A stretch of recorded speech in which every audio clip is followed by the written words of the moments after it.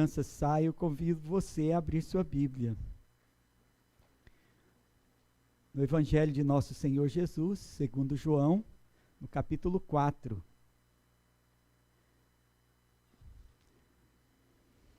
Eu coloquei um título na mensagem, Comes e Bebes. Aí depois eu pensei, gente, vamos ver isso aí, Comes e Bebes, sendo anunciado assim no Dia das Mães, e vão pensar que vai ter boca livre na igreja, né?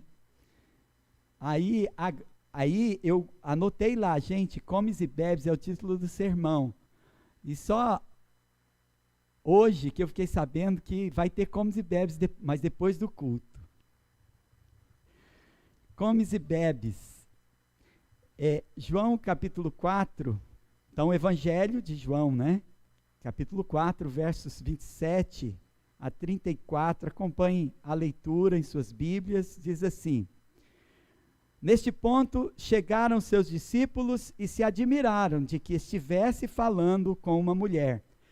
Todavia, nenhum lhe disse, que perguntas? Ou por que falas com ela? Quanto à mulher, deixou o seu cântaro, foi à casa e disse àqueles homens: Vinde comigo e vede um homem que me disse tudo quanto tenho feito. Será este, porventura, o Cristo? Saíram, pois, da cidade e vieram ter com ele. Nesse ínterim, os discípulos lhe rogavam, dizendo: Mestre, come. Mas ele lhes disse: Uma comida tenho para comer que vós não conheceis. Diziam então os discípulos uns aos outros: Ter-lhe-ia, porventura, alguém trazido que comer? Disse-lhes Jesus: A minha comida consiste em fazer a vontade daquele que me enviou e realizar a sua obra. Assentados, irmãos, ainda oremos ao Senhor Deus antes de meditarmos na sua palavra mais uma vez.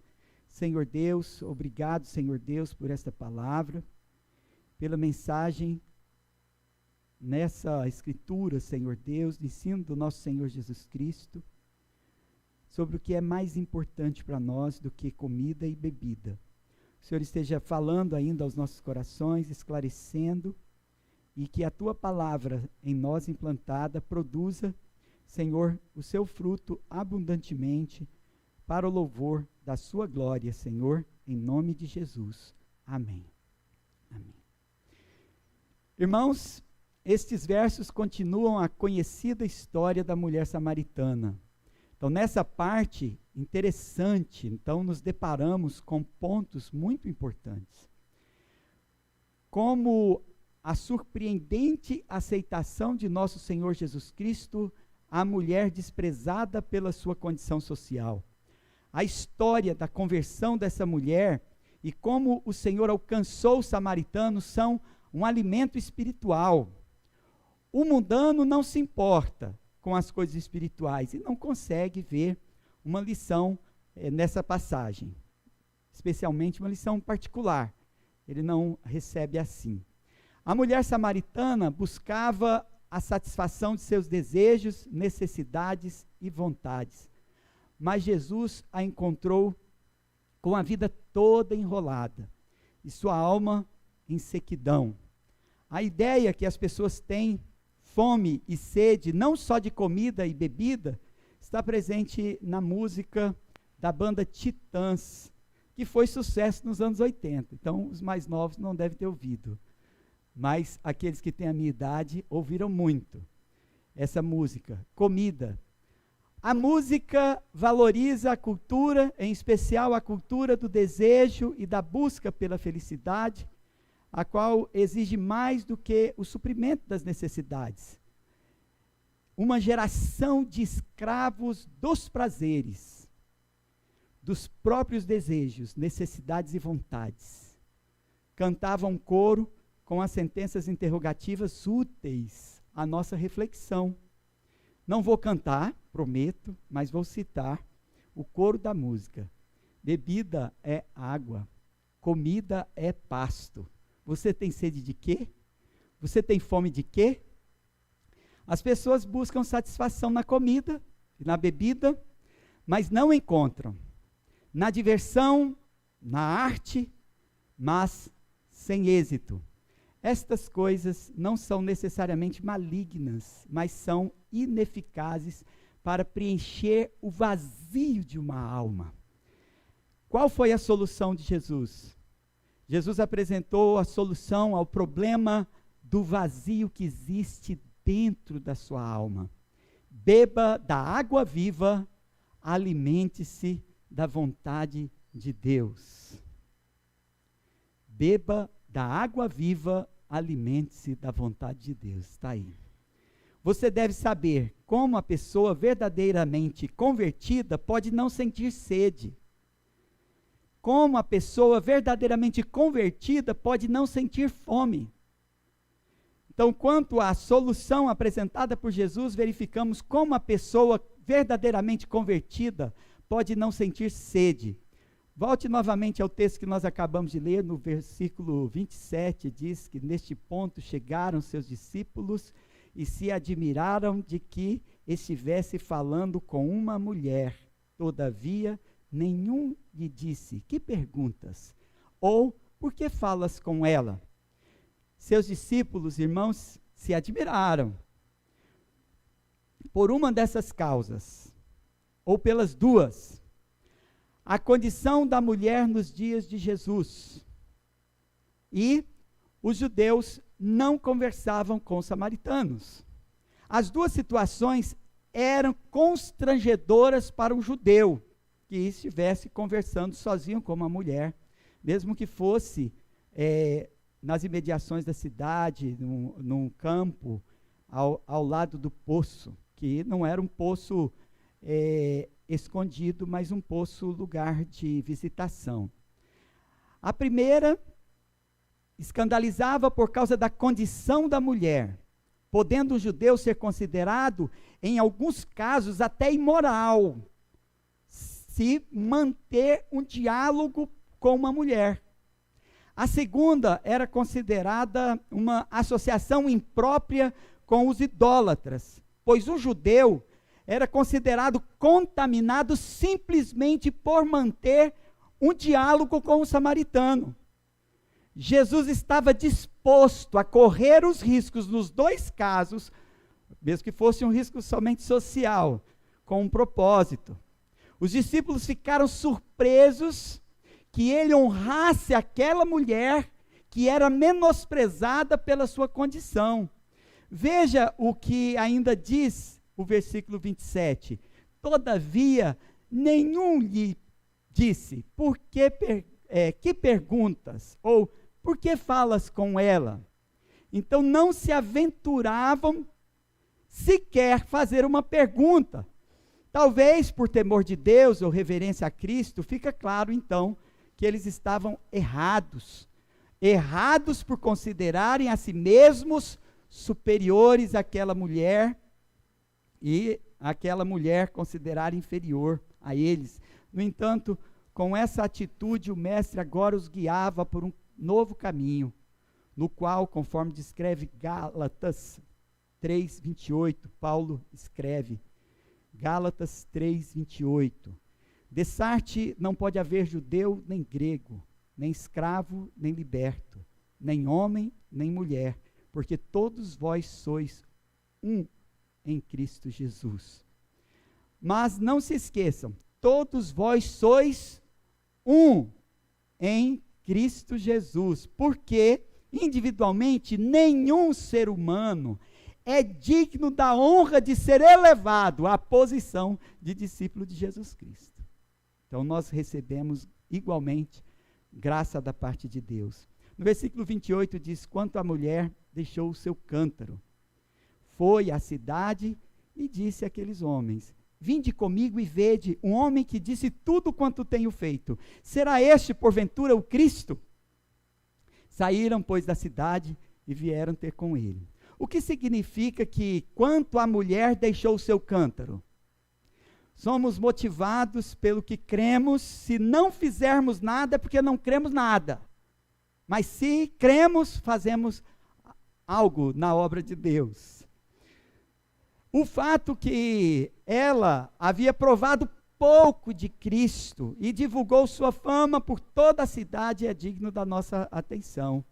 movida então por uma pequena fé, e sabendo tão pouco, foi capaz de acender nas pessoas então uma fagulha da fé. Mesmo uma pequena fé, se for verdadeira, será caracterizado. Vou trazer agora aqui alguns pontos, mas não vou aprofundar muito, mas o suficiente para mostrar a caracterização dessa pequena fé, porém verdadeira, que essa mulher manifestou. E todos que são dotados de uma fé, mesmo que pequena, ainda que pequena, são capazes de um senso de urgência. O ato de deixar seu cântaro, um pote de tirar água, e voltar à cidade é uma indicação de pressa. Então ela só tinha sido instruída de forma elementar, mas ela supera em fé os limites da sua ignorância. Caracterizada também por B, uma disposição de compartilhar. Então, quando nos tornamos participantes da vida eterna, nós desejamos levar outros a participar dela conosco. Por isso ela foi despertar nos cidadãos o desejo de ouvir a voz de Cristo. Essa fé, ainda que pequena, também é caracterizada por ser uma confissão pública. Se alguém insiste em sepultar em seu próprio coração a verdade, não está sendo condizente com a fé verdadeira. Romanos 10:9 diz: se com a tua boca confessares Jesus como o Senhor, e se em teu coração creres que Deus o ressuscitou dentre os mortos, será salvo. Então essa palavra tem sido recebida como uma fórmula mágica, né? A oração do pecador citada na hora do batismo, mas isso também é uma forma supersticiosa de receber essa palavra, porque nós temos o dever de confessar com a boca o que cremos de coração durante a vida toda, não é só na hora de sermos admitidos, né? Como membros da igreja visível através do batismo. Ainda essa fé, ainda que pequena, irmãos, é caracterizada, agora letra D, por uma vida de renúncia. Então as pessoas hoje em dia, elas querem viver uma fé para ganhar coisas de Deus, e não renuncia ao pecado, e não se dispõe para nada. A mulher samaritana, ao contrário, não fez caso do desprezo quanto à sua condição, não usurpou posição, nem assumiu ofício, porque não precisava, mas esqueceu de si mesma e foi convidar outros a ouvirem a Cristo. Então, sem saber, ela utilizava o poderoso método, o método de despertar a curiosidade com perguntas sobre o Cristo, e convidar cada um a fazer o seu próprio juízo de sua doutrina. Então nós já utilizamos isso, quando nós ainda tendo uma fé elementar, não nos aventurávamos em discussões sobre temas polêmicos, mas sempre convidávamos os nossos amigos, os nossos parentes, a virem e ouvirem, né? Então, dizia, no versículo 29, vinde comigo e vede um homem. Se ela afirmasse diretamente que ele era o Messias, o Cristo, não seria acreditada ao falar sem autoridade de um mistério profundo, ou sem devido conhecimento para responder a indagações que fizessem, né? No entanto, segundo a sua capacidade, ela chamava as pessoas para que deixassem instruir por Cristo e tirar suas próprias conclusões. Então ela levantava a questão, se tal homem, que revelava coisas ocultas da sua vida, sem que ela dissesse, sendo um estrangeiro, não seria um sinal? E convidava então que de livre vontade fossem ao seu encontro e que pudessem responder. Será este, porventura, o Cristo? Essa mulher, ela não buscou seu próprio interesse, ela não fez caso da sua reputação, ela nem reclamou dificuldades para deixar de cumprir a sua missão, de tão ansiosa que ela estava para compartilhar água viva que ela bebeu. E lembre-se que nem a água do poço ela tirou, ali mesmo deixou o seu cântaro, mas bebeu dessa água que o Senhor lhe deu. A mulher não mediu esforços, esqueceu então da sua sede e de tirar água do poço e abastecer sua casa, mas já queria matar a sede da cidade inteira. É assim que uma pessoa convertida pode não sentir mais sede. Então, verificamos também como a pessoa verdadeiramente convertida, ela pode não sentir fome. Veja, no versículo 31. Nesse ínterim, os discípulos lhe rogavam, dizendo: Mestre, come. Mas ele lhes disse: uma comida tenho para comer que vós não conheceis. Jesus não havia comido nada, mas recusou comer. Aliás, irmãos, talvez ainda não tivesse bebido água, porque ao pedir água para aquela mulher, o assunto rendeu muito. Tanto que eu já disse aos irmãos que esse é o maior capítulo do Evangelho de João. O texto não diz, então, que a mulher lhe deu a água do poço. Existe uma sede e fome do que é mais importante do que a bebida e do que o alimento. O alimento foi posto como exemplo para nós. Nós devemos desprezar nossos interesses e também as nossas necessidades pessoais. Nós devemos controlar nossa ansiedade sobre os negócios do presente, para priorizar a missão. Então, a mulher samaritana, ela foi de tal forma absorvida a ponto de se esquecer do cântaro. Agora, o Senhor nos ensina que a comida e tudo mais que nos causa inquietação deve ser esquecido quando temos algo mais importante. Os apóstolos não tinham em mente, irmãos, alcançar os samaritanos. Aliás, eles estavam muito preocupados com o comportamento deles, deveria ser adequado ao judeu, a ponto de desprezar os samaritanos. Eles estavam muito preocupados, a ponto de estarem preocupados com a sua própria reputação. Mas Jesus Cristo pôs tudo em risco para ganhar aquela mulher. Tão somente? Não, para ganhar uma cidade inteira. Os apóstolos, eles não tinham em mente nem alcançar os samaritanos, mas eles pensavam em comida.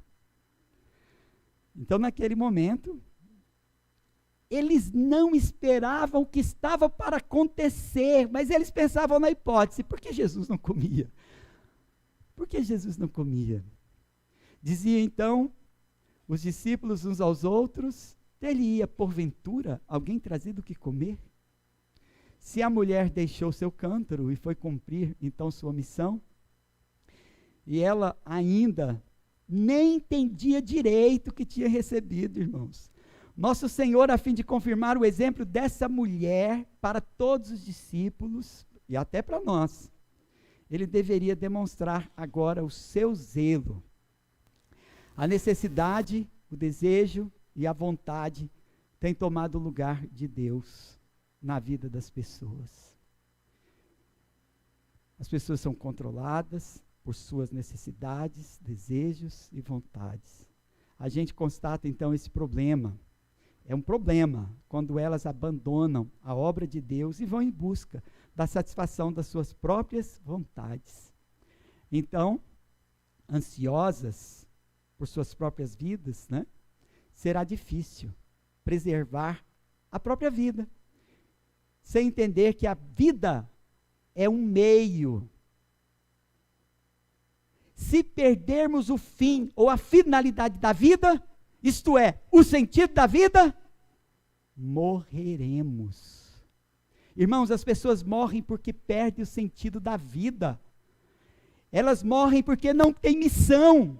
A missão delas é só comer arroz, feijão, carne, talvez vestir-se e andarem ocupadas com sua condição social. Isso não é sentido da vida. Isso não vai salvar sua vida. As pessoas morrem porque perdem o sentido da vida, porque não têm uma missão. Se propusermos não perder a vida por conta da nossa própria vida, viveremos. Como disse Jesus, em João 12, 25, ele diz assim: quem ama a sua vida, perde-a. Mas aquele que odeia a sua vida neste mundo, preservá-la-á para a vida eterna. Então, quer dizer, ele ensina com o desprezo dele pela água, com o desprezo dele pela comida. Ele nos apresenta a água viva e uma comida que nos alimenta, que nos sacia. Ele, com o seu desprezo, ele nos ensina a desprezar a própria vida e ganhar a vida. E não morrermos por falta de sentido na vida. Por causa de missão. Falta dela, né? Então existe um problema mais urgente do que a fome, o pecado. Jesus veio ao mundo para nos salvar da condenação do pecado. No versículo 34 diz assim, olha o que está escrito. Disse-lhe Jesus, a minha comida consiste em fazer a vontade daquele que me enviou e realizar a sua obra. Você está preocupado com a satisfação do seu desejo, da sua necessidade, da sua vontade. Quem já ouviu a música sabe, desejo, necessidade, vontade, é isso que te rege, é isso que te guia. Ah, você é infeliz mesmo. Quer ganhar a vida, quer encontrar a felicidade, buscando no mundo. Você só vai encontrar a felicidade se renunciar à felicidade que o mundo prega. Você, quando desprezar a vida do mundo e ganhar a vida eterna, você vai ser feliz. A sua vida vai fazer sentido. Então, amados irmãos, Jesus prioriza a obra que ele veio realizar. Nos dá o seu exemplo. Pois foi para isso que ele nasceu. Mateus 1:21 diz assim, a respeito da sua encarnação. Nascido de mulher, diz assim, ela dará à luz um filho. E lhe porás o nome de Jesus, porque ele salvará o seu povo dos pecados deles. Ele não está dizendo que devemos ficar sem comer e beber na hora certa, certo? Os irmãos compreenderam? Mas que fazer a vontade de Deus deve vir em primeiro lugar na nossa vida. A Bíblia interpreta a própria Bíblia, não é? Leiam também Marcos 8:35, que diz, pois quem quiser salvar a sua vida, perdê-la. Mas quem perder a sua vida por amor de mim e do Evangelho, salvá-la. Ele está falando da vida do mundo, da felicidade que o mundo oferta, que não entrega. Vende, mas frustra o pedido. Susta. Renuncia e ganha a vontade daquele que promete e é suficiente para dar. Irmãos, quem pensa em viver bem e quer ver dias melhores, não pode se esquecer do amor de Cristo. Quem quer viver bem e ver dias melhores, tem que viver pela causa do Evangelho. É isso que Jesus Cristo está nos ensinando. Ele mostra com seu próprio exemplo que o reino de Deus deve ter a preferência. E toda sorte de prazeres e conforto do nosso corpo, que pede todo o nosso tempo de servir a Deus, deve ser desprezado. Olha, nós somos permitidos cuidar do nosso corpo e suprir nossas necessidades. Comer, beber e nos alegrar. Subtraem pouco tempo ou uma pequena porção do nosso tempo, mas quando nós damos importância ao nosso divertimento, ao conforto e à necessidade, e nossos interesses pessoais, então nos esquecemos do que deve vir em primeiro lugar, não é? Então, o exemplo do alimento aqui é muito rico, porque a gente se esforça muito para nutrir o nosso corpo. E a gente se preocupa muito que daqui a pouco a gente tem comes e bebes e não pode faltar. Não é assim? se a comida vai dar. Jesus Cristo vai ensinar ainda sobre isso, o quanto ele é capaz de prover todas as necessidades no decorrer desse evangelho, irmãos. Mas nós deixamos de priorizar a obediência a Deus, o devido tempo ao culto, no primeiro dia da semana, é um sinal de que Deus está em primeiro lugar na nossa vida. Por isso que a igreja se reúne no domingo. Tem gente que pensa que domingo é final de semana. Domingo não é final de semana. Domingo é o primeiro dia da semana. Dediquemos então o cuidado necessário à manutenção do nosso corpo. Boa alimentação, exercícios físicos, isso é bom. Não há problema nenhum nesse cuidado. Mas lembremos que cada coisa tem seu tempo e oportunidade. E aproveitem melhor a oportunidade de servir a Deus. Não esqueçamos, né, do que trará mais satisfação à nossa vida mortal. Portanto, irmãos, beba da água viva, alimente-se da vontade de Deus. Então podemos concluir como a pessoa verdadeiramente convertida pode não sentir sede. Os irmãos perceberam na vida desta mulher e também no exemplo do nosso Senhor. Como a pessoa verdadeiramente convertida pode não sentir fome. Então a gente fala de uma vida no centro da vontade de Deus. Eu escuto falar assim, olha, eu estou no centro da vontade de Deus. A gente deve andar no centro da vontade de Deus. É muito reformado isso, né? Quem é presbiteriano que nunca ouviu sobre isso? Nossa intenção não deve ser só dizer que tem a vontade de Deus na mais elevada estima. De fato, nada é melhor para nós. Nada exige mais o nosso cuidado. Não que seja mais importante para nós, não apenas na nossa boca, nas nossas declarações, de que Deus está em primeiro lugar na nossa vida, né? Que Deus é maior, que seja mais importante para nós, que receba prioridade da nossa vida, antes de qualquer outro interesse, como Davi, ele engrandece a Deus, né? Fazer a vontade de Deus, realizar a sua obra, está em primeiro lugar. Olha o que Davi fala quando ele engrandece a Deus.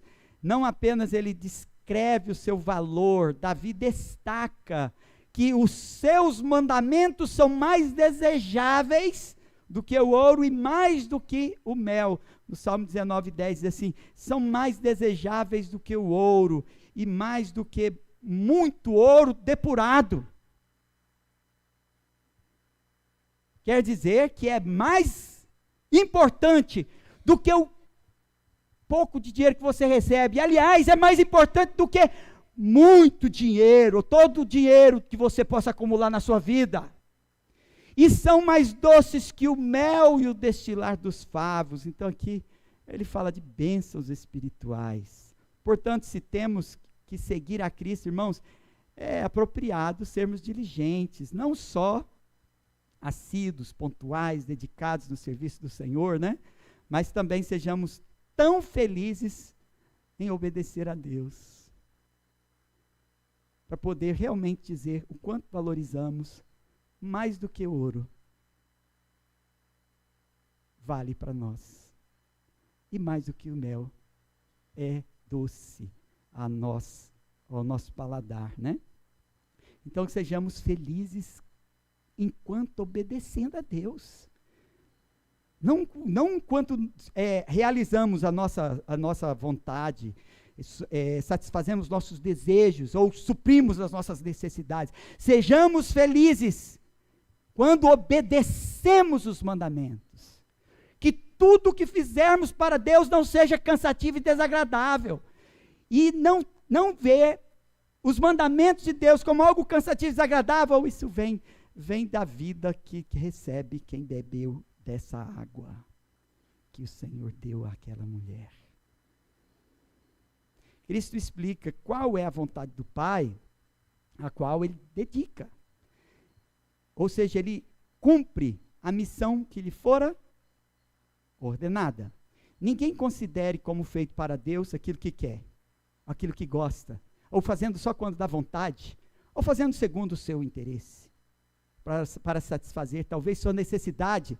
Não julgue que você está fazendo alguma coisa para Deus. Você só estará fazendo alguma coisa para Deus quando não está fazendo movido pela sua própria sugestão.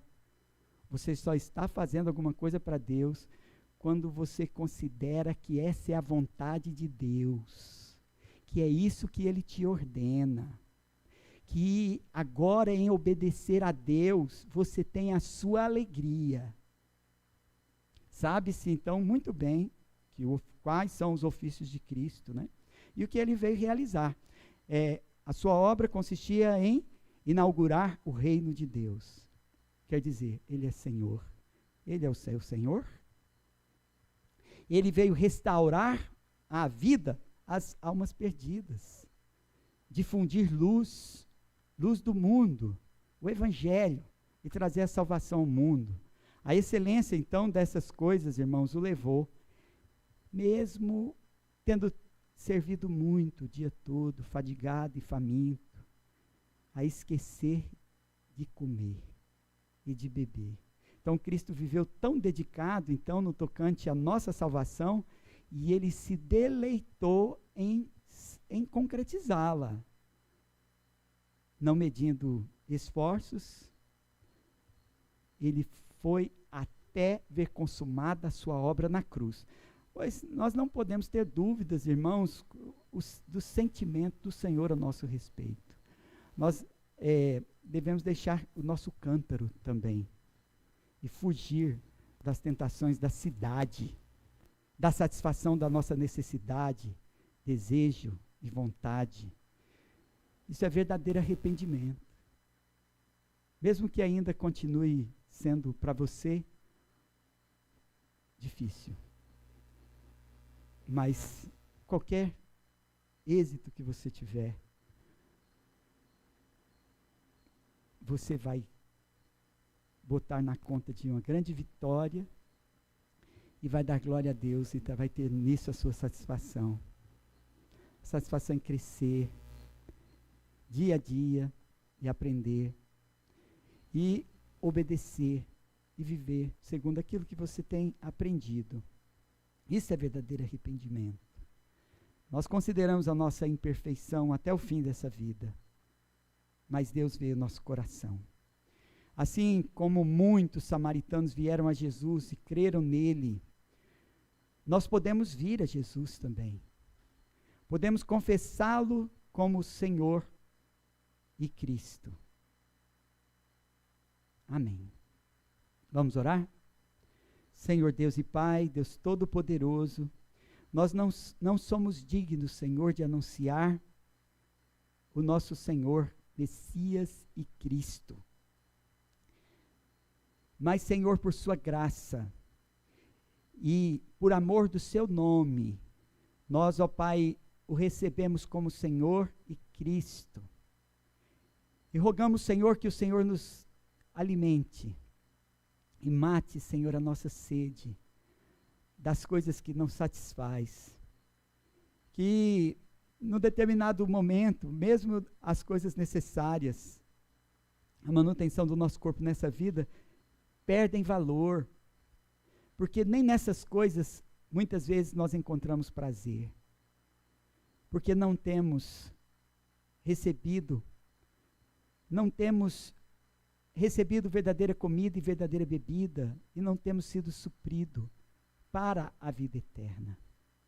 Senhor Deus, obrigado, Senhor Deus, nós te rogamos também que o Senhor conceda a todos que se alimentem, e que também matem sua sede, junto ao poço, nessa experiência maravilhosa da revelação de nosso Senhor Jesus Cristo, quando Ele diz: eu sou este, o Messias, o Cristo, o que veio salvar o seu povo dos pecados dele. Nós te agradecemos, Senhor Deus, e suplicamos que o Senhor, ó Deus, receba aqueles que hoje vêm a Ti, como esta mulher e estes samaritanos, porque creram, Senhor Deus, agora não mais pelo que ouviram, não mais porque ouviram de terceiros, mas porque receberam estas palavras como palavra do Senhor, falando diretamente aos seus corações, para que vivam e não morram sem sentido na vida, para que tenham a vida abundante que Cristo veio dar. Ele mesmo diz: eu vim para que vivam, eu vim para que tenham vida e vida em abundância. Obrigado, Senhor Deus, em nome de Jesus. Amém. Agora você